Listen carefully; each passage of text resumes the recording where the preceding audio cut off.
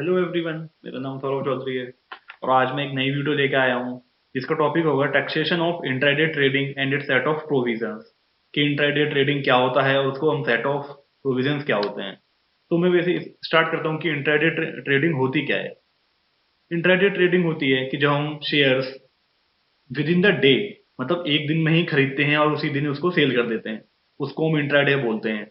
जो कैप जिससे भी उससे अगर प्रॉफिट होता है या लॉस होता है उसको हम कैपिटल गेन नहीं बोलते, क्योंकि वो हमने लॉन्ग टाइम के लिए होल्ड नहीं किया है। बेसिकली इंट्राडे ट्रेडिंग कोई का ऑब्जेक्टिव प्रॉफिट कमाना नहीं होता, इसलिए उसको स्पेकुलेटिव बिजनेस बोलते हैं। हम नेक्स्ट स्लाइड पे आते हैं। जैसे स्पेकुलेटिव बिजनेस इनकम क्या होती है। कोई भी हम ट्रेड बाई सेल करते हैं सेम ट्रेडिंग डे, उसको हम इंट्राडे ट्रेडिंग बोलते हैं।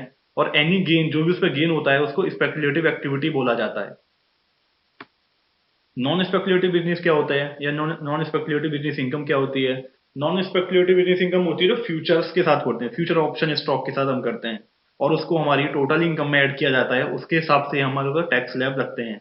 और ऑफसेट हम उसको कर सकते हैं किसी और एक्सपेंसेस से, लाइक बिजनेस एक्सपेंस मैंने किए हों, internet bill, advisor fees etcetera के साथ हम उसको सेट ऑफ कर सकते हैं उस इनकम को, नॉन स्पेकुलेटिव बिजनेस वाली इनकम को।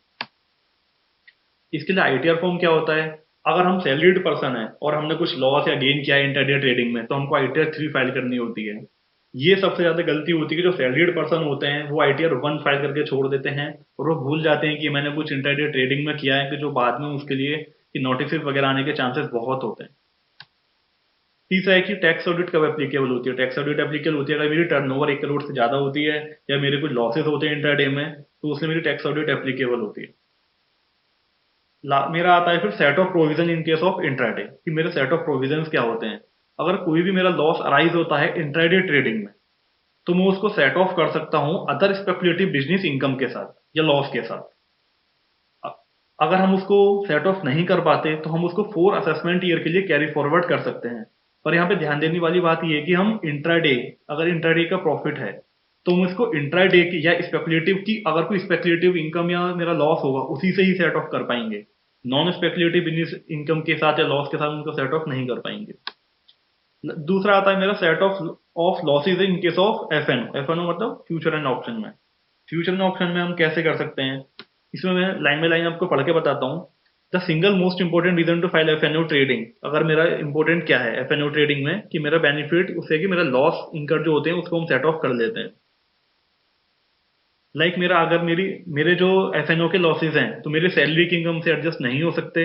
और हम मैं जो मेरे लॉसेज बचते हैं अनएडजस्टेड लॉसेज जो मैं एडजस्ट नहीं कर पाता उनको मैं 8 असेसमेंट ईयर के लिए उनको कैरी फॉरवर्ड कर सकते हैं। और एफएनओ का जो भी लॉस होता है उसका नॉन स्पेकुलेटिव लॉस होता है और इंट्राडे का स्पेकुलेटिव लॉस होता है। एक प्रोविजन अभी मेरे बजट में आया था कि शॉर्ट टर्म कैपिटल गेन कब लगता है। ये शॉर्ट टर्म कैपिटल गेन में तब बोलते हैं जब मैंने शेयर्स विद इन एक साल से कम पीरियड में मैंने उनको खरीदा या बेचा, और जिसका टैक्स मेरा 15% होता है।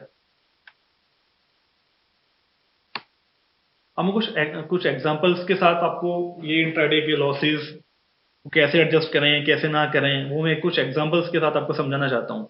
मान लो अगर मेरी सैलरी 10 लाख है और मैंने शॉर्ट टर्म कैपिटल गेन किया from delivery base equity 1 lakh रुपए, ये मेरा गेन है। प्रॉफिट मेरा एफएनओ से 1 लाख रुपए है और इंट्राडे से भी 1 लाख रुपए है। तो इस केस में मेरी टैक्स लाइबिलिटी क्या होगी। पहले मैं क्या करूंगा, मैं अपनी सैलरी इनकम और मेरा प्रॉफिट फ्रॉम एफएनओ और इंट्राडे वाला तीनों को ऐड कर लूंगा, मेरी 12 लाख रुपए सैलरी हो गई। उसके साथ जो मेरे नॉर्मल स्लैब रेट्स हैं मैं उसके हिसाब से मेरा टैक्स निकल के आया 1,72,500, 1,72,500। और जो मेरा इक्विटी वाला था, short term capital gain from delivery base 1 lakh का, उसके ऊपर मेरा फ्लैट 15% लगेगा। जो मैंने पिछले बताया कि अगर मैं शेयर्स को एक साल से पहले बेच देते हैं तो उसका टैक्स रेट 15% होता है। ये मेरा पहला एग्जाम्पल था। सेकंड एग्जांपल, मान लो मेरा होटल का बिजनेस है जिससे मेरी इनकम 15 लाख रुपए आती है और मेरी इंटरेस्ट इनकम लाइक एफडी वगैरह से 2 लाख रुपए आती है। और मैंने नॉन स्पेकुलेटिव लॉस किया है साथ, नॉन स्पेकुलेटिव लॉस मतलब एफएनओ वाला, ये इंट्राडे वाला नहीं, एफएनओ वाला। इन सच केस मेरी टैक्स लायबिलिटी क्या होगी। तो पहले मैं अपनी टोटल इनकम निकालता हूँ। मेरी इनकम क्या होगी, 15 लाख रुपए मेरी होटल इनकम। उसके बाद 2 लाख रुपीज मेरी इंटरेस्ट की इनकम, तो टोटल 17 लाख हो गया। पर मैंने लॉस किया है 7 लाख का, उसको मैं ऑफसेट कर सकता हूँ मेरे बिजनेस इनकम की गेन से।